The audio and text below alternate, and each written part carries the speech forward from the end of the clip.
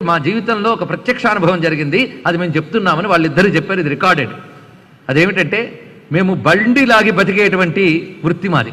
బళ్ళ మీద వస్తువులు వేసుకుని చేసే కూలీ పని మాది. అలా చేస్తూ ఒక రోజున మేము ఉదయం నుంచి బండి లాగుతూ ఎన్నో ఆ రోజు మాకు వచ్చే పనులు, ఆ పనులతో మాకు తీరిక దొరకలేదు. తీరిక దొరకకపోవడం వల్ల నీటి చుక్క కానీ ఆహార పదార్థం కానీ రెండూ మేము సేవించలేదు. అంటే అన్నపానాలు రెండులో అలాగ రాత్రి వరకు తిరిగాం. ఆ వెళ్ళేటప్పుడు రాత్రి సమయంలో ఒక తోట దగ్గర మేము విశ్రాంతి తీసుకోవడానికి మేము ఇద్దరం వెళ్ళాం. మా ఇద్దరితో పాటు అప్పటికే మరో ముగ్గురున్నారు, వాళ్ళు వండుకు తింటున్నారు. మేము మాత్రం ఏం తినబుద్ధి వేయలేదు, మొత్తాన్ని పడుకున్నాం. పడుకున్న తర్వాత మాకు ఘట్టం జరిగింది.